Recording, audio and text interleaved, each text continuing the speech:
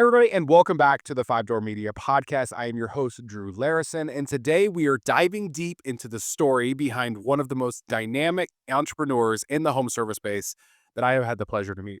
Our guest is Allie Williamson, the chief diva in charge and founder of Southern Domestic Divas, a multi-service cleaning company operating in Southern Mississippi and Nashville, Tennessee.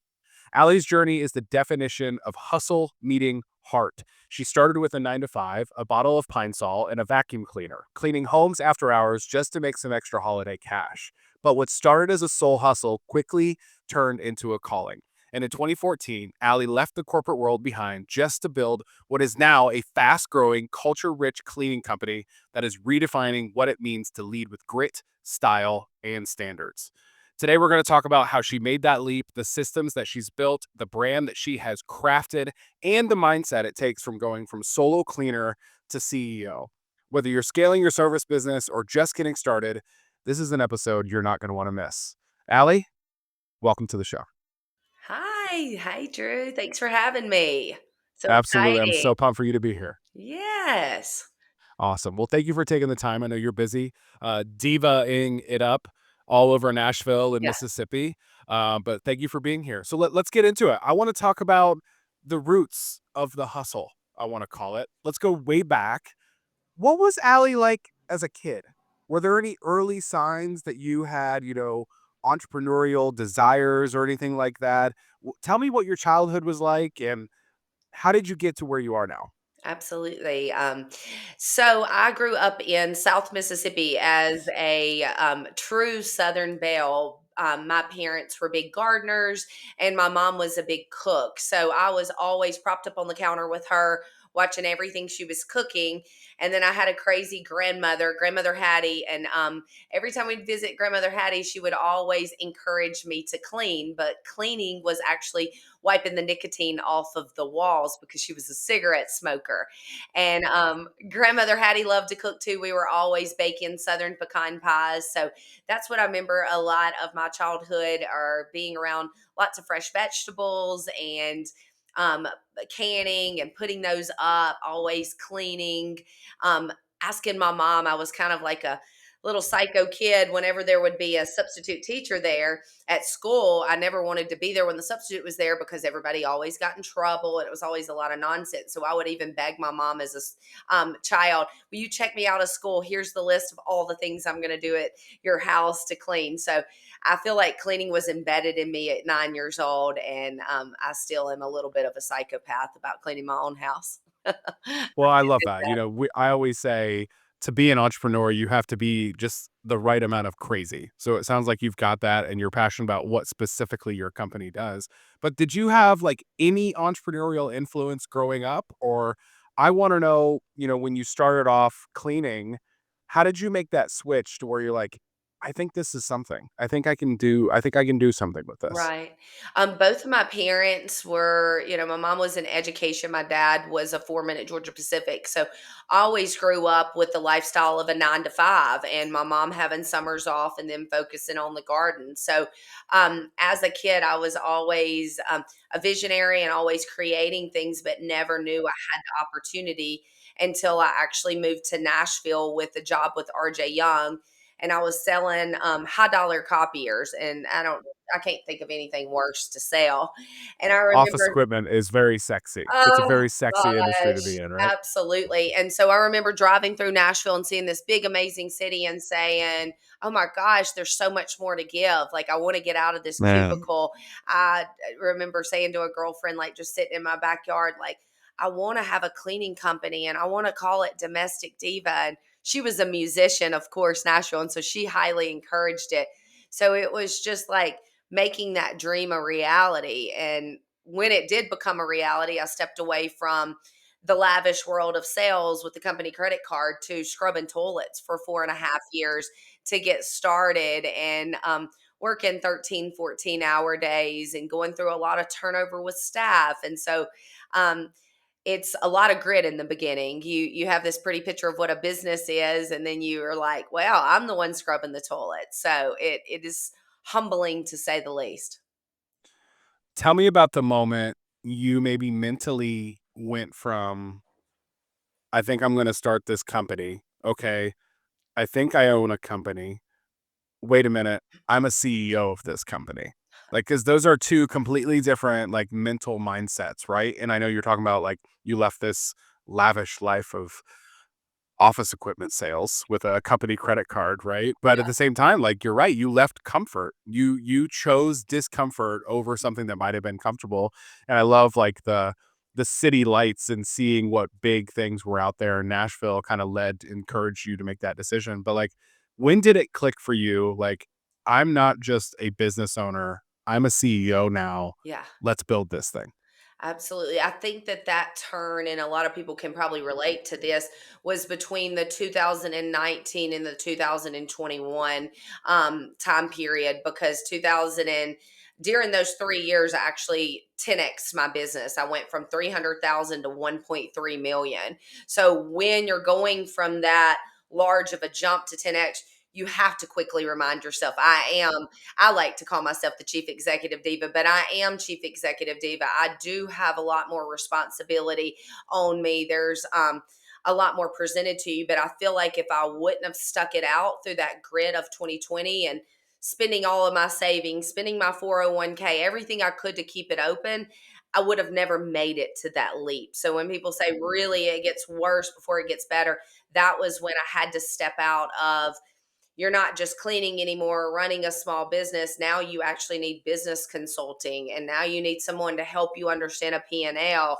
Now you need a better scheduler, updating your technology. So things really shift for you. And I think that's the universe saying, okay, we're ready for this shift. She's done enough, and it's the grit work to where we're going to promote her on up, you know? Love that. So tell me, what was, because I mean growth is hard, right? And I've been on podcasts and I've talked about how growth at our agency has been difficult. You know, getting from here to there is never just a straight line. Hmm. Tell me some lessons maybe you've learned, and maybe are learning as your company is still growing. What are some hacks, some growth hacks that you've learned that maybe someone's listening and maybe they are at that $300,000 mark that you said you started at, and they're trying to get to that 1.3. What are some like tips and tricks you could give them to help that growth make it a little easier? Yeah, well, my growth was sustained through vacation rental cleaning. So I made it my mission to partner with as many um, vacation rental management companies as I could. And so when you have a management company, they're going to manage a platform of anywhere from 200 to 500 rentals. And so that's Mm. what I put a lot of my marketing in, is going after those, to where we could make lower profit margins, but we could clean 90 to 100 rentals on a Sunday alone. So my marketing really was a lot of boots on the ground. When I wasn't cleaning when I started, I would stay up until midnight making those southern pecan pies that my grandmother Hattie I spoke about, that taught me. And I would take those pies, and on foot I would do sales calls, and then I would follow up. And when they wouldn't answer, I would go to the office, or in between cleaning, I would go and do that. And so a lot of my success, I feel like, was by staying true to my brand, constantly telling about my story with grandmother Hattie and the pies, and then just staying consistent. You know, if there was one management company that turned me down, I was to the next management company, and I was to the next. And so it just really is staying head down and focused. And now we are in 4 different divisions. We do anything from commercial to construction to vacation rental to residential. And it all started with the grind. You know, we've been in construction for 3 years, and we did around 1.5 million last year. But I was literally knocking on job trailers, on construction sites, driving around, seeing the crane, figuring out where the construction site is, seeing where the trailer is, getting turned down, going in, telling them about my story, or going to the networking events after you've already worked a 12-hour day, spending a 3 extra hours there. You know, it is the story of grit and figuring it out. If, oh, I can't get them on their job trailer, I'm going to figure out what networking event, or I'm going to figure out someone in the industry that knows them. I feel like if you have that mission just to drive it through, then nothing's really going to stop you other than a few no's, but you got to have 10 no's to get a yes. Yeah. And I love to, I know we were teasing about like your office equipment sales job. But like, tell me, because a lot of times in entrepreneurial stories, I don't think we talk enough about what entrepreneurs did before they realized they were an entrepreneur. So, like, what you're describing is just sales grit, Yeah. right? Being able to hear that no and keep on moving forward. Mhm. What do you think your last job taught you that you are still using today that's helping your company grow? Yeah, I think it was more of the sales functionality of how things work. And, you know what I mean? Always showing up in hand with something, always making intentional meetings to take people out. And then I think it also showed me is that I don't want to do that. I do not want to sell copiers and be in a cubicle. So if I have to scrub 15 toilets a day, anything's better than going back to that life. One thing in particular that that company taught was a make it right policy. So if we ever had any type of delta or any type of negativity with the client, we would go back and make it right, free of charge. And we do that now with my business. We make it right, or we offer some type of financial, compensation for it. So that is something that I took in. But I think it was really the drive of I don't want to be in a cubicle for the rest of my life. Yeah. No, I fully understand that. Yeah. And like, Mhm. we've all had those jobs that were like the straw on the camel's back, right? Like, okay, I can't do this anymore. I got to do something on my own, right? Absolutely. But I love that. I love that you took something from that job, and because a lot of times I feel like you see younger and younger entrepreneurs sometimes these days. And a lot of times these kids are, I call them kids, they're adults, but like they are starting maybe like right out of college, or some of them maybe are skipping like a college experience, and they go straight into owning a business without any experience of a job, Ah, of a job, right? yeah. And now that's when they get stuck. Like, they don't know how to be a good boss, they don't know how to be a good ceo, they don't even know how to be a good like manager, because they've never even had one on their own. Yep. So I love that. I love that you're taking things from past experiences Mhm. and then building your own version of that. Absolutely. You kept saying the word grit, and I literally have a section on my notes for questions from grit to glam, because like you do have this glam brand, right? Yes. It is this like unapologetic Southern belle of a brand. And then behind that curtain that I've got to see a little bit just from like knowing you and communicating with you, behind that curtain of glam is grit, Oh, is yeah. hard work. Mhm. Where do you think that comes from? Where do you think your grit comes from, your hustle mindset to, you do have like this Southern Belle exterior, but like, dear me, are you like rock hard on the inside? Mhm. You know what I mean? Like, Yeah. you have that grit rock on the inside. Where do you think that comes from? 100% hardworking parents. You know, my dad's in his 70s. He still has abs. He's in the garden hoeing out 25 gallons of potatoes. And it was just, you weren't allowed to really be sick, to lay up, to get around any type of work growing up. And so I feel like it was that. And then the determination of being like, your ego plays a big role in it too. It's like proving to yourself, being a type A person and a perfectionist that, hey, you're going to do this. And then what happens, which is really cool, is it becomes less about my ego and it becomes more about, okay, now there's 85 amazing women working for me, and they all have families that I've been supporting for 8 years. And we now are unfortunately having to deal with some of these immigration issues. And what can I do on my behalf with the status that I have here in Nashville to be able to help them? So somewhere around the process, when that team starts growing bigger, and if you're starting a cleaning business, I feel you. The turnover is astronomical at the beginning, but once you get past that of this is my team, they're showing up, we all have trust, we're family, it becomes I'm serving them. How can I make it better for them to where I'm not only a chief executive diva, but I'm leading this team to where I'm making an impact. I'm making an impact on my managers. I'm making their life better. So I think that that's like really what it comes down to for me, and what keeps me going for more and more and more is just thinking of how big could this team get?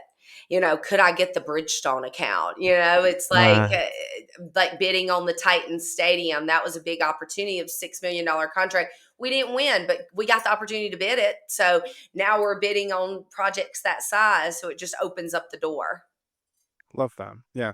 So you say your parents played a really big role in building that grit in you, which is funny. I mean, my wife and I, we own multiple businesses together. We have all the stresses that you realize, but like I always say, the most stressful, terrifying job I have is being a parent because I think you're so right that being a parent and raising children that were going to be adults and you want them to be productive, you want them to find their passion in life. Hmm. It's terrifying that that's your responsibility. And it's great to hear that you had, parents that leaned in and like really pushed you to be the best you could.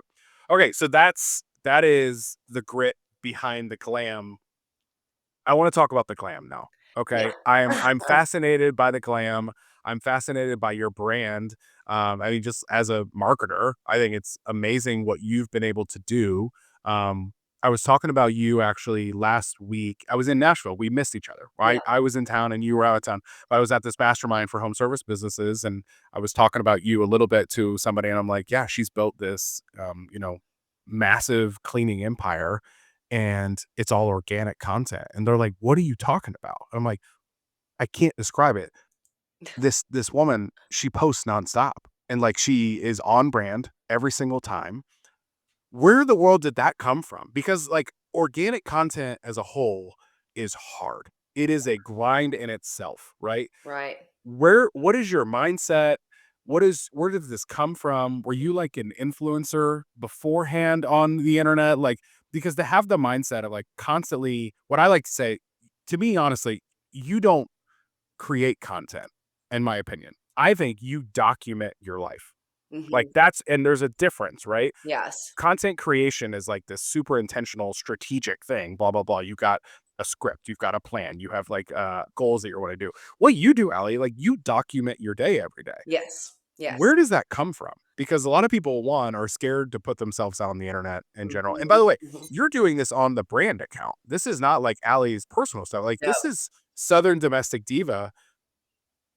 So many questions. But as the marketer, I am fascinated by what you have done and continue to do. Where in the world did that come from?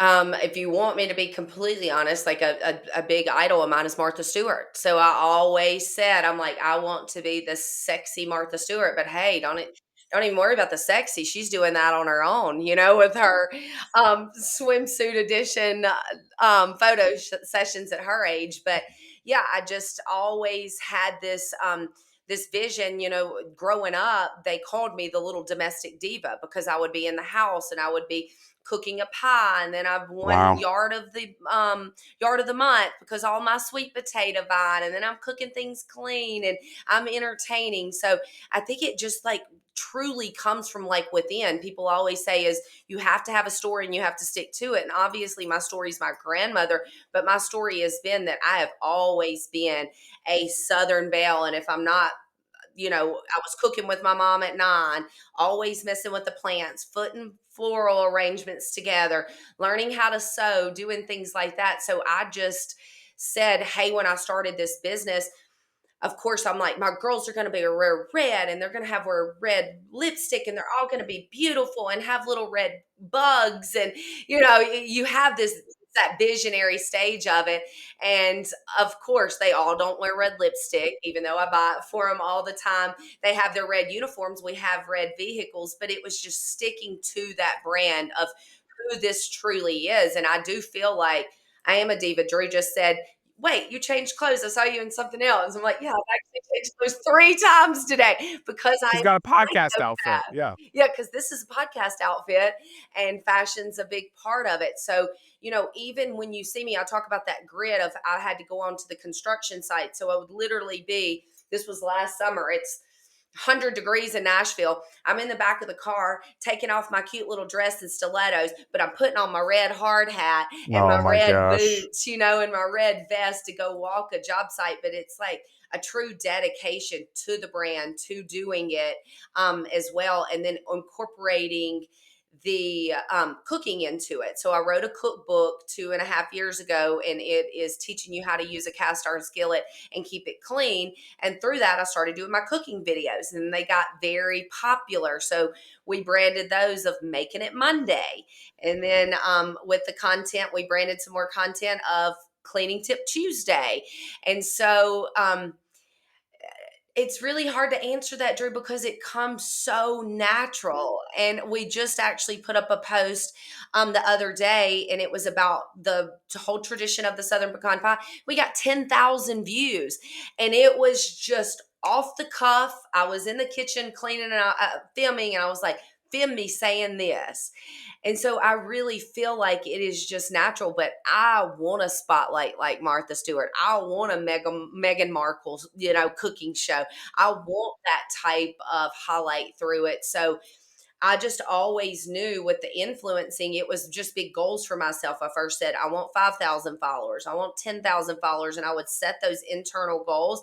And I just tried to stick with constantly telling my story, rather if it was, hey, my anxiety's really bad because I've had some crazy things happen to me in business and I'm not doing too great, or I'm running the business out of the double garage and we don't have air conditioning down here and it's hot, to, hey, I just got selected for something from the National Business Journal and I'm celebrating. I try to just do every facet of life so people get like a true understanding of, I support Allie and I support her brand because I believe in her. I think she's a true Southern girl and she tells it how it is. So it is such a passion. I just light up getting to do the social media. I love it. I love everything about it. I love sharing. I feel like I'm missing out when I don't share. So Mm. I hope that answers it. No, 100%. I think you I can think tell it you're through me and through like the excitement it brings me. But heck yeah, I'm like, I am a micro influencer. I love it. Yeah, and, like, I think your answer too, like, that is kinda what it has to be. It has to be this natural thing, Yes. because if you are, I mean, someone could set a timer every 10 minutes, and it's like, "Alright, 10 minutes to put another story, because then it's forced, and it's Oh, not real, absolutely. and, honestly, when I met you for the first time, like, I didn't know what alley I was meeting, right? Because I had seen your content for a while, and then at the end of dinner, I'm like, "Oh my gosh, she is who she says she is online. Like, that is you, like, you are Yeah. authentic." And I think the world, is attracted to that. We are attracted to authenticity, and, so, I mean, h what would you tell somebody, um that is scared to be on camera? Like, what would you tell somebody that is scared to make that first post, that story, drop a video of them talking about how hard entrepreneurism or being an entrepreneur can be? What would you tell them? How would you encourage them to just start?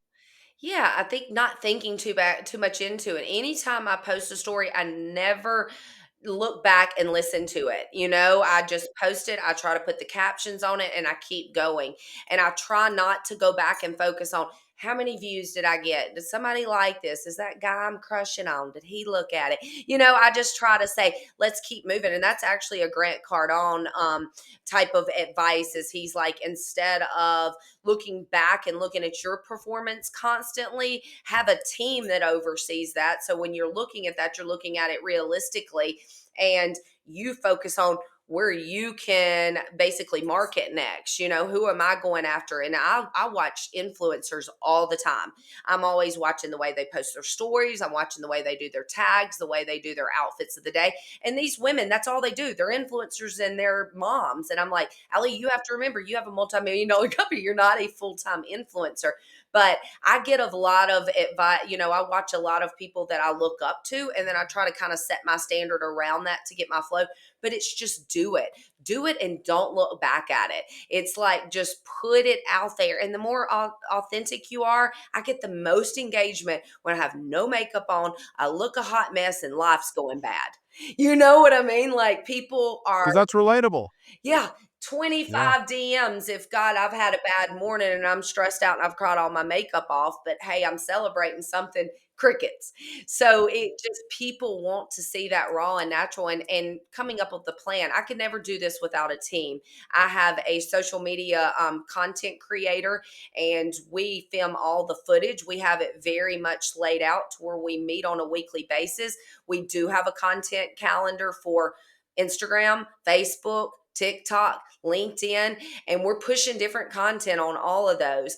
And we have content days to where we film. We know, okay, Allie's cooking three of her dishes. She's doing three cleaning tips and she's doing that.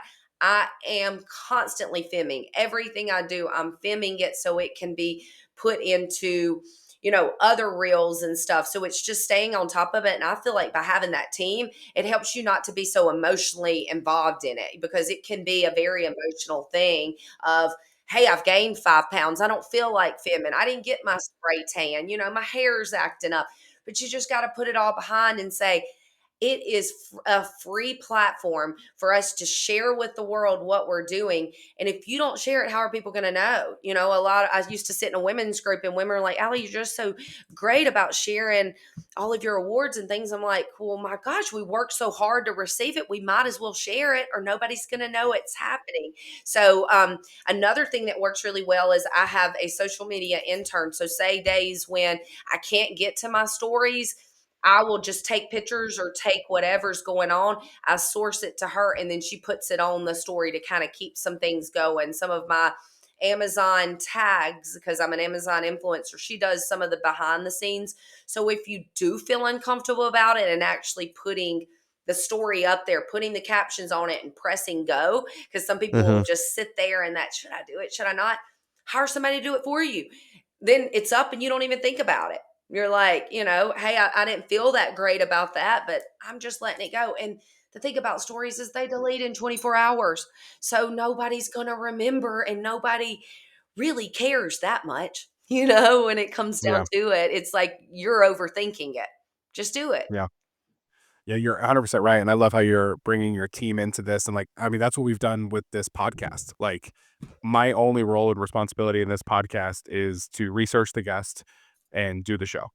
Like, after Perfect. that, it gets handed off to editors, and I luckily have an awesome team, but it's so funny, you're right. I interviewed one of our team members actually on the podcast not too long ago, and he's usually the one that edits the podcast, and he even said on the show, he's like, "I'm gonna have to find somebody else to edit this one because I am my biggest critic. I can't edit myself. This Yeah, podcast would take 2 years to, like, finalize because I would critique it so much." So, I mean, you're right, we do exactly. that, but you hand it off and it gets done and gets posted. Mhm. But let's talk about that team. Let's talk about the culture of Southern Domestic Divas. What in the world does it feel like to work for you? What in the world does it feel like to work for this company that is slinging pecan pies? The owner is, making a cookbook, making cooking videos. What is it like, or what do you hope it is, like to work for Southern Domestic Divas?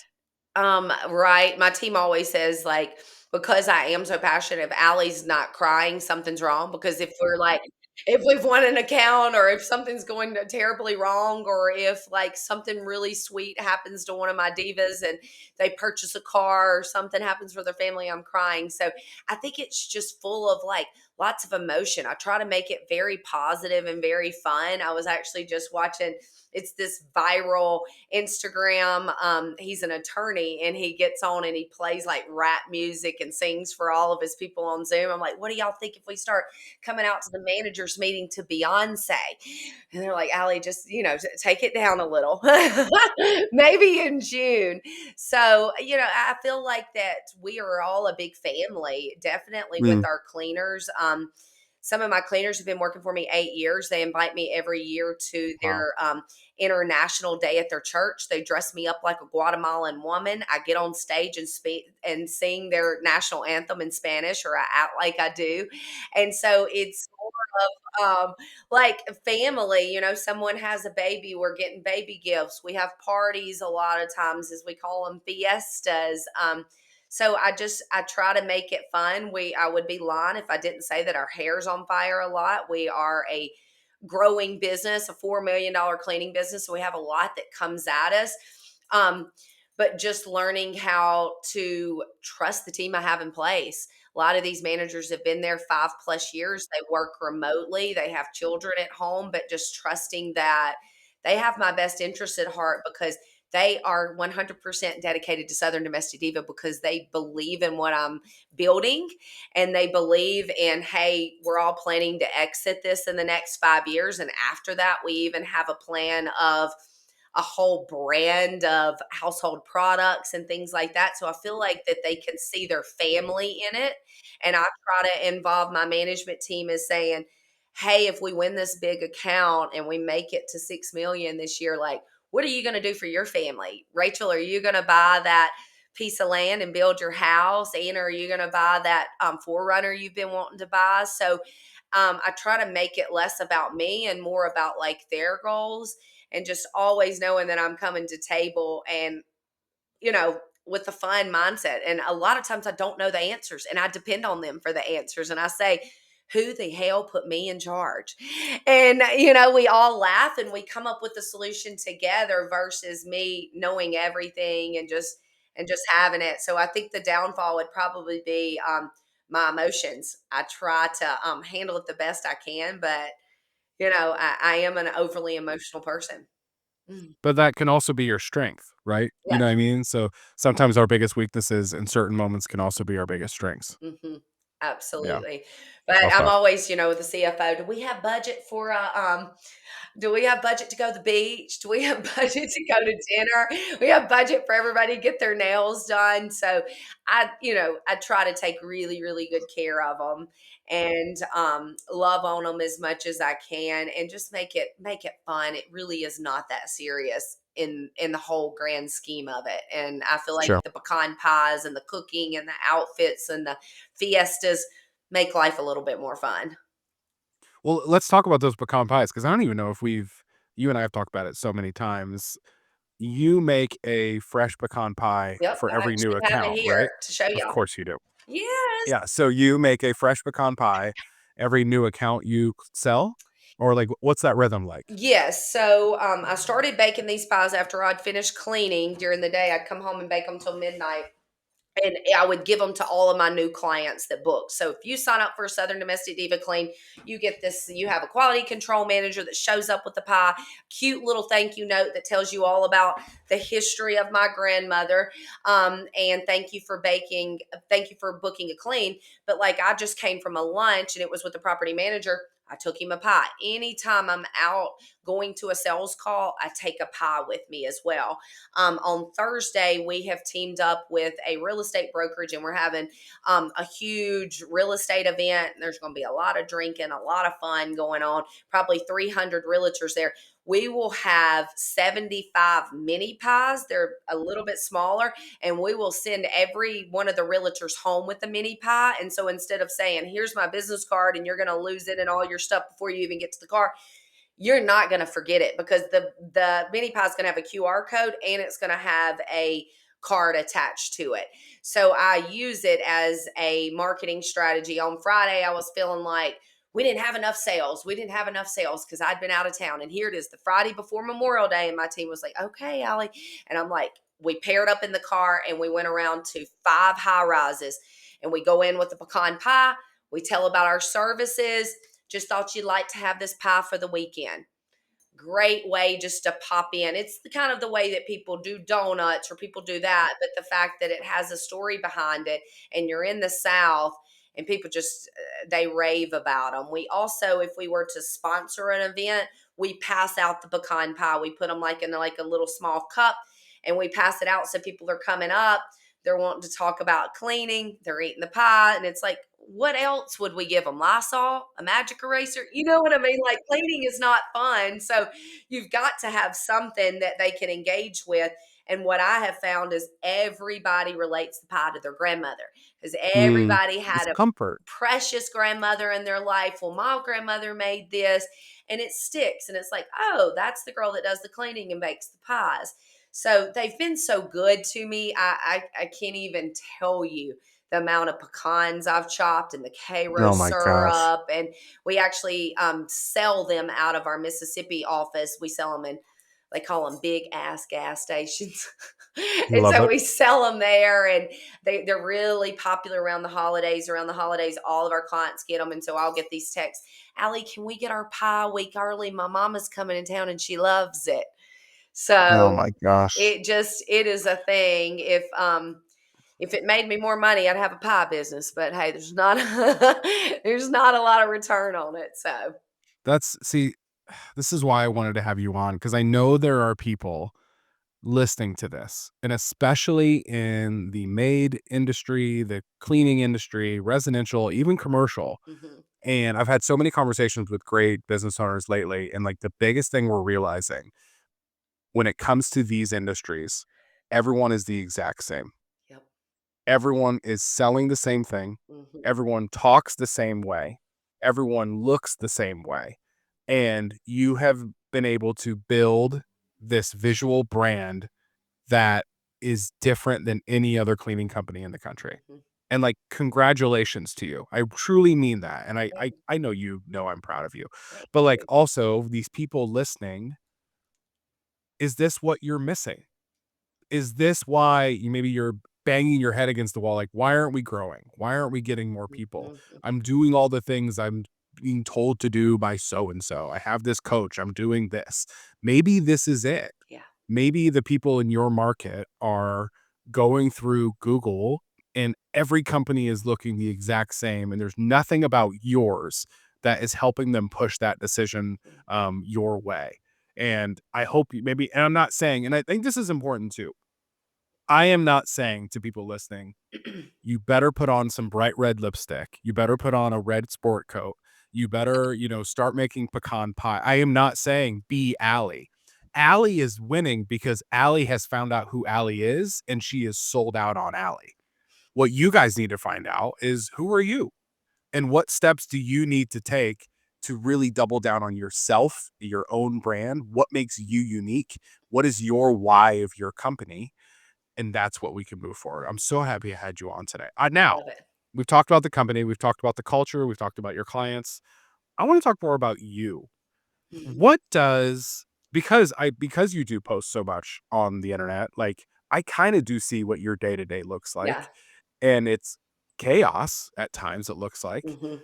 What is a 24 hours of Allie Williamson like? Like, what are you doing for yourself?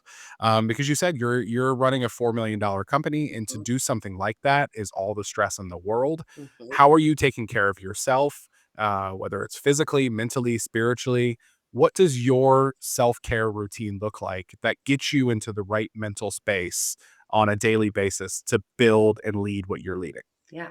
I'm so glad you asked this story because I think sometimes you have to go back to the drawing board when you hit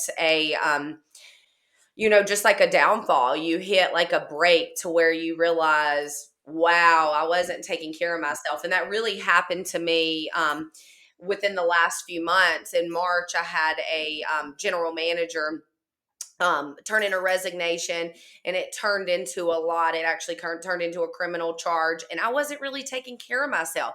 So I had to go back to the plate and say, Allie, where is this coming from? You used to take such good care of yourself. And so I went back to the drawing board, and getting up early is something that really really works for me. I posted about it this morning, knowing when your power time is. Like, some people thrive between the hours of 5 a.m. and 9 a.m. Some people thrive between the hours of 9 p.m. and 12 p.m. I'm not saying just because I get up it's the right thing, but something that I have started incorporating. I was always a 5 a.m.er, but I've started getting up at 3:30, 4 a.m. because I now have a trainer that trains me at 4 a.m. So it's like he trains me at 4:15, and in my mind, I'm like, how in the world am I going to go to bed at 8 o'clock? I'm single. I'm having to date. And, how am I going to get up? This is just cruel. Don't put this on yourself. You would be amazed what I'm getting accomplished just before the hours of 9 a.m. So my typical morning looks like getting up between the hours of 3 and 3:30, getting to the gym by 4:15. I usually get home about 5:30. I immediately get into my sauna and I start doing journaling, meditation, Jesus time, spending time on myself. And that's when I can tell that, hey, I'm a better person because I take that time for Allie in the morning before I step into, there's 85 people that work for me that need me. Another thing that's been really helpful for me is I've been alcohol free for about 65 days. I think that that was causing a lot of instability in my life as well. I'm prioritizing sleep. And I mean, these are all the things that we've taught our whole life is sleep, drink water, don't drink alcohol, stay balanced. But when you get caught up in the minutia and all of the events and all of the things going on, it's so easy to let ourselves go first. So those are just some things that I incorporate as well. I try to find things that bring me joy to keep into my life. I love to cook, so I do a lot of cooking. I love to garden, so I'm always outside gardening, spending time with girlfriends, spending time with family. So I speak very openly about it is that I have dealt with depression and I have dealt with anxiety. A lot of things happen to you with running a business over 11 years. A lot of people take advantage from you. You sign up with the wrong consultant, you lose a lot of money, but it's putting that behind you and saying, hey, those are lessons that I learned that might have cost me $200,000, but now I have my doctorate in how to be a chief executive diva so nobody can take advantage of me again. And putting that behind you and finding the steps to being balanced. Like I talked about the Mississippi situation. Last week, I had to go back and I had to be in a court hearing. Oh, it was 3 hours of just misery, and so immediately I left the next day, headed back. I was like, "I need to get back in my environment." I booked a, appointment with my therapist. Therapy, go and talk to somebody. I promise they will help you. I've been with the same therapist for 6 years. I immediately booked an NAD IV. NAD is something I've been doing that helps me stay very clear. It helps that anxiety stay down. I went and booked a facial. I went and booked a massage. And then my therapist says, okay, Allie, we really have to think about what the Mississippi office is profiting because it cost you $1,500 just to get yourself back balanced. Back to But normal. you know what Wait, your therapist is giving you business advice like that? she does. That's a good therapist there. She's a great therapist. And what I learned is how I would have probably handled that differently is I would have let myself go down. I would have gotten a little depressed. I probably would have eaten too much, gained a little weight.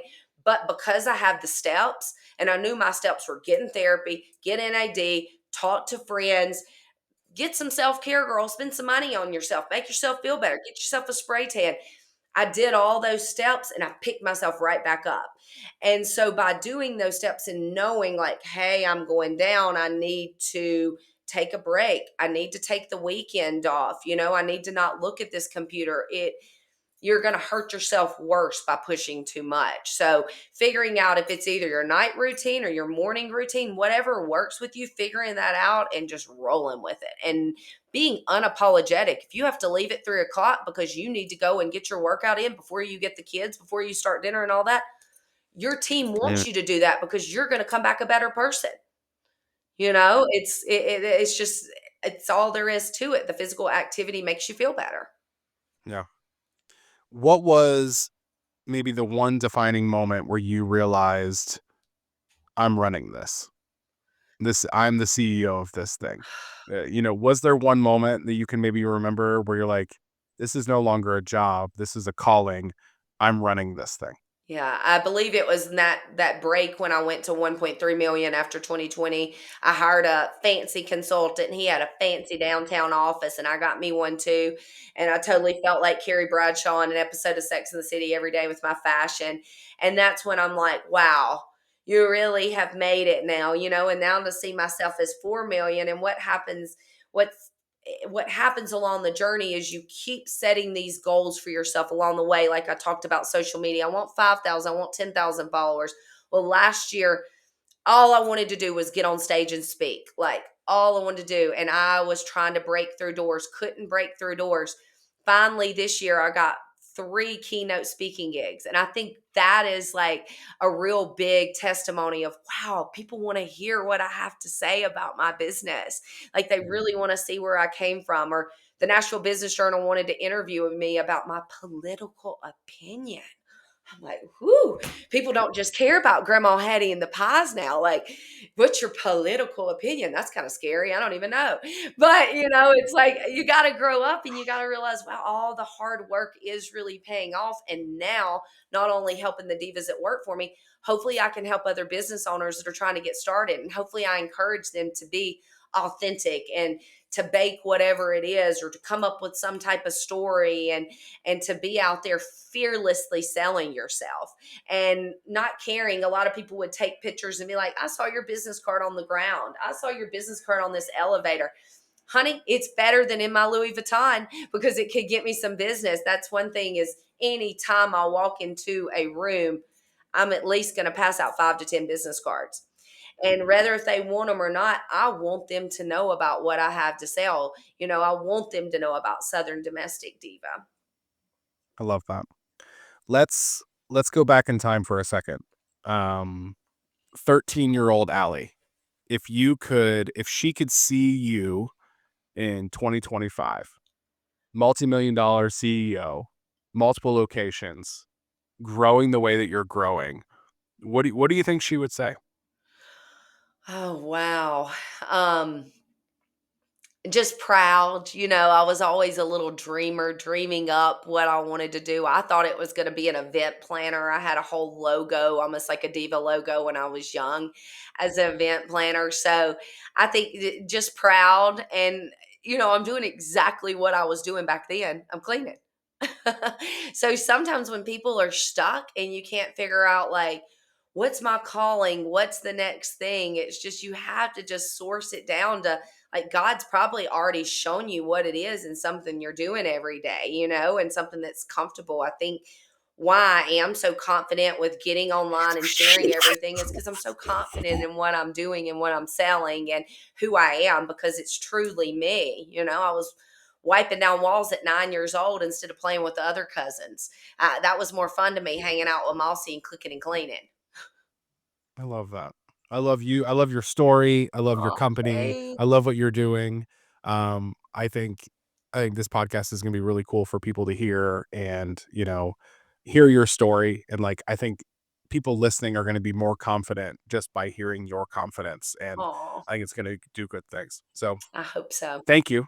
Thank you for taking time out of your busy diva life, to be on this show. Thank you for telling your story and Yeah. encouraging the home service world. I really appreciate it. Thank you, Drew. And thanks for what you're doing out there to help all the other cleaning companies that don't have time to think about marketing and they might not be great at it. So you are a salvation to them for knowing that they have that backbone and they have that support system. And that's where it all starts with, was having a Love team it. and sharing your ideas and putting them into play. Awesome. Well, thank you. Thank you guys for watching. I hope you got something from this episode. I can guarantee you did. Yeah. Thank you for being a listener, a watcher, or however you're consuming this content right now of the Five Door Media podcast. My entire goal of this is to be able to just give you guys, the audience, just a ridiculous amount of value. Every episode, you can walk away with 5 or 10 different things you can do right now. And I hope that's what this show is doing, and you can start to make like really big changes in your home service company that are going to do nothing but build impact and build your story and build your company. So thank you for watching this episode.